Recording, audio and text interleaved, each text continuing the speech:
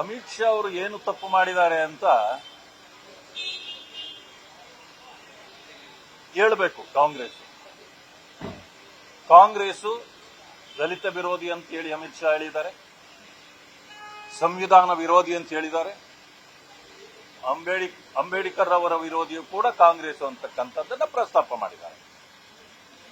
ಆದರೆ ಕಾಂಗ್ರೆಸ್ನವರಿಗೆ vote bank ರಾಜಕಾರಣ ಮಾಡಲಿಕ್ಕೆ ಅಂಬೇಡ್ಕರ್ ಅವರ ಹೆಸರನ್ನ ಒಂದು ರೀತಿಯ ಫ್ಯಾಷನ್ ಆಗಿ ಬಳಸ್ತಾ ಇದ್ದಾರೆ. ಕೇವಲ ಅಂಬೇಡ್ಕರ್ ಅಂತ ಬರೀ ಮಾತಿನಲ್ಲಿ ಹೇಳ್ತಾರೆ. ಅಂಬೇಡ್ಕರ್ ಅವರಿಗೆ ಜೀವಿತಾವಧಿಯಲ್ಲಿ ಮೋಸ ಮಾಡಿದ್ದು, ಅನ್ಯಾಯ ಮಾಡಿದ್ದು, ಅವರಿಗೆ ನೋವುಂಟು ಮಾಡಿದ್ದು ಕಾಂಗ್ರೆಸ್ ಅಂತ ಹೇಳಿದ್ದಾರೆ. ಜೊತೆಗೆ ಅವ್ರು ಹೇಳಿರ್ತಕ್ಕಂಥ ಮಾತುಗಳು, ನೀವು ಅಷ್ಟೊಂದು ಅವರಿಗೆ ಮೋಸ ಮಾಡಿ ಅನ್ಯಾಯ ಮಾಡಿದ್ದಕ್ಕೆ, ನೋಯಿಸಿದ್ದಕ್ಕೆ, ಅದರ ಫಲವಾಗಿ ನೀವು 7 ಬಾರಿ ದೇವರಲ್ಲಿ ಪ್ರಾರ್ಥನೆ ಮಾಡ್ಕೊಂಡಿದ್ದಿದ್ರೆ ನಿಮಗೆ ಸ್ವರ್ಗ ಸಿಕ್ತಿತ್ತು. ಅಂದ್ರೆ ಅರ್ಥ ಏನಂದ್ರೆ, ಆ ಪ್ರತಿಫಲ ಏನಿದೆ, ನೋವು ಮಾಡಿದ್ದಕ್ಕೆ ನೀವು ಪಶ್ಚಾತ್ತಾಪ ಪಟ್ಟು ಈ ರೀತಿ ಹೇಳಿದ್ರೆ ನಿಮಗೆ ಸ್ವರ್ಗ ಸಿಕ್ತಿತ್ತು ಅಂತ ಹೇಳಿದ್ದಾರೆ. ಇದರಲ್ಲಿ ತಪ್ಪೇನಿದೆ? ಅಂಬೇಡ್ಕರ್ನ ಸೋಲಿಸಿದ್ಯಾರು? ಅಂಬೇಡ್ಕರ್ ನೋವುಂಟು ಮಾಡಿದ್ಯಾರು? ಅವರ ಪ್ರತಿ ಹೆಜ್ಜೆಯಲ್ಲಿ ಕಾಂಗ್ರೆಸ್ ಅವರನ್ನ ವಿರೋಧಿಸಿದೆ, ತಿರಸ್ಕಾರ ಮಾಡಿದೆ. ರೌಂಡ್ ಟೇಬಲ್ ಕಾನ್ಫರೆನ್ಸ್ ಇಂದ ಹಿಡಿದು ಬ್ರಿಟಿಷ್ ಸರ್ಕಾರ ಇರುವಾಗ ಅವರ ಹೇಳಿಕೆಗಳನ್ನ ವಿರೋಧಿಸಿದೆ, ಖಂಡಿಸಿದೆ. ದಲಿತರಿಗೆ ಸಪರೇಟ್ ಎಲೆಕ್ಟೊರೇಟ್ ಬೇಕು ಅಂತ ಹೇಳಿ ಬಾಬಾ ಸಾಹೇಬ್ ಅಂಬೇಡ್ಕರ್ ಅವರು ಬ್ರಿಟಿಷರವರನ್ನ ಒತ್ತಾಯಿಸಿದಾಗ ಗಾಂಧೀಜಿ ಅವರು ಅದನ್ನು ವಿರೋಧ ಮಾಡಿದ್ರು. ಯಾವುದೇ ಕಾರಣಕ್ಕೆ ಸಪರೇಟ್ ಎಲೆಕ್ಟೊರೇಟ್ ಮಾಡಲಿಕ್ಕೆ ನಾವು ಬಿಡೋದಿಲ್ಲ. ಉಪವಾಸ ಸತ್ಯಾಗ್ರಹ ಕುಳಿತಿದ್ಯಾರು? ಕಾಂಗ್ರೆಸ್ ಅಲ್ವಾ? ಕಾಂಗ್ರೆಸ್ ಅವರನ್ನ ಎಷ್ಟು ಸಾಧ್ಯವೋ ಅಷ್ಟು ನೋಯಿಸಿದೆ, ವಂಚಿಸಿದೆ. ಚುನಾವಣೆಗಳಲ್ಲಿ ಅವರು ನಿಂತಾಗಲೂ ಕೂಡ ಅವರನ್ನ ನೆಹರೂರವರು ಗುಂಪು ಕಟ್ಟಿಕೊಂಡು ಅವರನ್ನ ಸೋಲಿಸಿದ್ದಾರೆ. ಅಂತಹ ಮೇಧಾವಿ ವ್ಯಕ್ತಿ ಸಂವಿಧಾನ ಬರೆದ ಮೇಲೂ ಕೂಡ ಈ ದೇಶದಲ್ಲಿ ಅವರು ಬರೆದ ಸಂವಿಧಾನ ಜಮ್ಮು ಕಾಶ್ಮೀರದಲ್ಲಿ ಜಾರಿಯಲ್ಲಿರಲಿಲ್ಲ.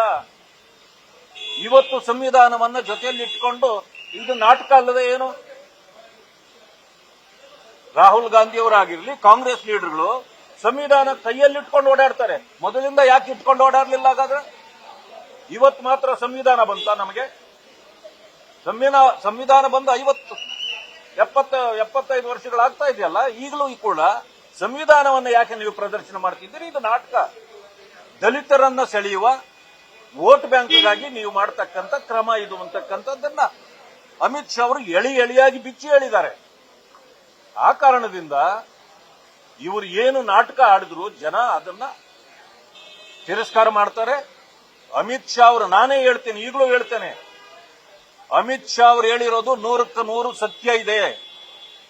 ನಾನು ಹೇಳ್ತೇನೆ, ವೈರಲ್ ಆಗಲಿ ಬೇಕಾದ್ರೆ, ಕಾಂಗ್ರೆಸ್ ದಲಿತ ವಿರೋಧಿ, ಕಾಂಗ್ರೆಸ್ ಅಂಬೇಡ್ಕರ್ ವಿರೋಧಿ, ಕಾಂಗ್ರೆಸ್ ಸಂವಿಧಾನ ವಿರೋಧಿ.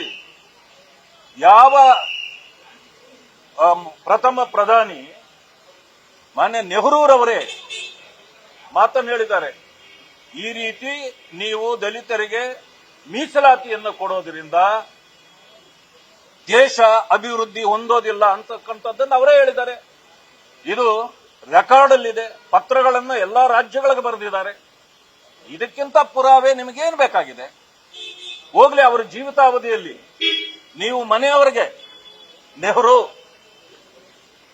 ಅವರ ಪ್ರಧಾನಮಂತ್ರಿ ಆಗಿದ್ರು, ಭಾರತ ರತ್ನ ಕೊಟ್ಕೊಂಡ್ರಿ.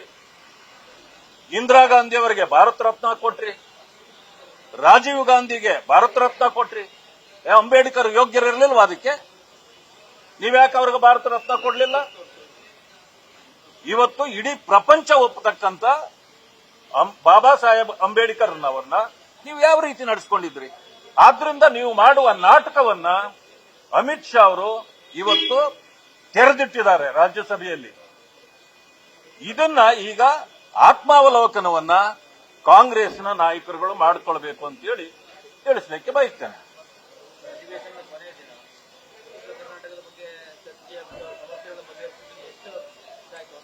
ನಿನ್ನೆ ಕೂಡ ನಾನು ಅದೇ ಮಾತನ್ನು ಹೇಳಿದ್ದೇನೆ. ಬೆಳಗಾವಿಯಲ್ಲಿ ನಡೆಯತಕ್ಕಂಥ ಅಧಿವೇಶನ ಉತ್ತರ ಕರ್ನಾಟಕದ ಸಮಸ್ಯೆಗಳಿಗೆ ಪರಿಹಾರ ಕೊಡ್ತಕ್ಕಂಥದ್ದಾಗಿರಬೇಕು. ನೀವೇನು ಬಿಲ್ಗಳನ್ನು ತಂದಿದ್ದೀರಿ ಇದನ್ನು ನೀವು ಬೆಂಗಳೂರಿನಲ್ಲೂ ಮಾಡಬಹುದಾಗಿತ್ತು. ಅದಕ್ಕೇನು ಅರ್ಜೆನ್ಸಿ ಇರಲಿಲ್ಲ. ಬರೀ ಬಿಲ್ ಪಾಸ್ ಮಾಡೋದ್ರಲ್ಲೇ ಇದ್ದಾರೆ. ಒಂದು ಕಡೆ ಬಿಲ್ ಪಾಸ್ ಮಾಡಬೇಕು, ಇನ್ನೊಂದು ಕಡೆ ಲೂಟಿ ಮಾಡಬೇಕು. ಎರಡು ಕೆಲಸ ಬಿಟ್ಟು ಕಾಂಗ್ರೆಸ್ನವರಿಗೆ ಬೇರೇನೂ ಕೆಲಸ ಇಲ್ಲ.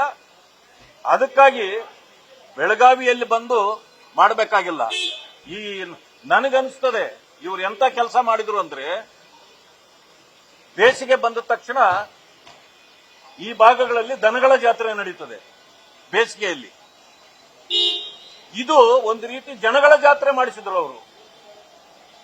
ಜನಗಳ ಸಮಸ್ಯೆಗೆ ಪರಿಹಾರ ಕೊಡೋದ್ರ ಬದಲು ಜನಗಳ ಜಾತ್ರೆ ಮಾಡಿಸಿದ್ದಾರೆ ಅಷ್ಟೇ ಹೊರತು ಇದೊಂದು ಪಿಕ್ನಿಕ್ ಅನ್ನೋದು ಅವರ ಇದರಲ್ಲಿ ಪಿಕ್ನಿಕ್ ಅನ್ನೋ ರೀತಿಯಲ್ಲಿ ಮಾಡಿದ್ದಾರೆ. ಎಷ್ಟು ಜನರಿಗೆ ಎಷ್ಟು ವ್ಯವಸ್ಥೆ, ಜನರು ಎಲ್ಲೆಲ್ಲಿಂದ ಬಂದು ಇಲ್ಲಿ ರೂಮ್ಗಳು ಸಿಗೋದಿಲ್ಲ, ಎಂತ ಸಂಕಷ್ಟದಲ್ಲಿ ಇಲ್ಲಿ ಸಿಕ್ಕಿದ್ದಾರೆ. ಹೋರಾಟಗಾರರು ಬಂದು ಬೀದಿ ಬೀದಿಯಲ್ಲಿ ನಿಂತಿದ್ದಾರೆ, ಅವರಿಗೆ ಶೆಡ್ಗಳು ಹಾಕಿ ಕೊಡ್ತಕ್ಕಂಥದ್ದು ಕೆಲಸ. ಈ ರೀತಿ ಅವರ ಒಂದು ಸಮಸ್ಯೆನೂ ಕೂಡ ಬಗೆಹರಿಸಲಿಲ್ಲ. ಅದರಿಂದಾಗಿ ನನಗಂತೂ ಈ ಸಮಾವೇಶ, ಈ ಅಧಿವೇಶನ ತೃಪ್ತಿ ತಂದಿಲ್ಲ. ಯಾವುದೇ ಸಮಸ್ಯೆಗಳಿಗೆ ಈ ಸರ್ಕಾರ ಪ್ರಯೋಜನವೇ ಆಗಿಲ್ಲ, ಯಾವುದೇ ಸಮಸ್ಯೆಗಳಿಗೆ ಪರಿಹಾರವನ್ನು ಕೊಟ್ಟಿಲ್ಲ ಅಂತಕ್ಕಂಥ ಮಾತನ್ನ ನಾನು ಹೇಳಲಿಕ್ಕೆ ಬಯಸ್ತೇನೆ. ನಿನ್ನೆ ಕೂಡ ಮೊದಲೇ ಈಗಾಗಲೇ ಇದೆ, ಮೂಡ ಹಗರಣ ಇದೆ, ವಾಲ್ಮೀಕಿ ಹಗರಣ ಇದೆ, KLDB ಹಗರಣ ಇದೆ. ನಿನ್ನೆ ಪವರ್ ಕಾರ್ಪೊರೇಷನ್ ಹಗರಣ 268 ಕೋಟಿ ರೂಪಾಯಿಗಳದು. ಮಾನ್ಯ ಮುಖ್ಯಮಂತ್ರಿಗಳೇ ಅದರಲ್ಲಿ ಇನ್ವಾಲ್ವ್ ಇದ್ದಾರೆ. ಅವರೇ ಚೇರ್ಮನ್ ಪವರ್ ಕಾರ್ಪೊರೇಷನ್ಗೆ. ಜಾರ್ಜ್ ಅವರು ಸಚಿವರಿದ್ದಾರೆ. ಇವರೆಲ್ಲರೂ ಸೇರಿ 268 ಕೋಟಿ ಹಗರಣವನ್ನು ಮಾಡಿದ್ದಾರೆ. ಇದು ಗ್ಲೋಬಲ್ ಟೆಂಡರ್ ಆಗಬೇಕಾಗಿತ್ತು. ಇದನ್ನೇನ್ ಮಾಡಿದಂದ್ರೆ ಟೆಂಡರ್ ಬೂಸ್ಟ್ ಮಾಡಿ 30 ಕೋಟಿಯಲ್ಲಿ ಆಗ್ತಕ್ಕಂಥ ಕೆಲಸವನ್ನ 268 ಕೋಟಿಗೆ ಹೆಚ್ಚಿಸಿ ದೊಡ್ಡ ಭ್ರಷ್ಟಾಚಾರವನ್ನು ಮಾಡಿದ್ದಾರೆ. ಚರ್ಚೆಗೂ ಕೂಡ ಅವಕಾಶ ಮಾಡಿಕೊಡ್ಲಿಲ್ಲ ನಿನ್ನೆ ದಿವಸ. ಆದ್ದರಿಂದ ಪತ್ರಿಕೆಗಳಿಗೂ ನಾನು ಹೇಳಿದ್ದೇನೆ, ಈಗಲೂ ತಮ್ಮ ಮುಂದೆ ನಾನು ಆಧಾರ ಸಮೇತವಾಗಿ ಇಡ್ಲಿಕ್ಕೆ ಸಿದ್ಧನಿದ್ದೆ. ನ್ಯೂಸ್ ಫಸ್ಟ್ ನಿರ್ಭೀತಿಯಿಂದ ನಿಮ್ಮ ಪರವಾಗಿ.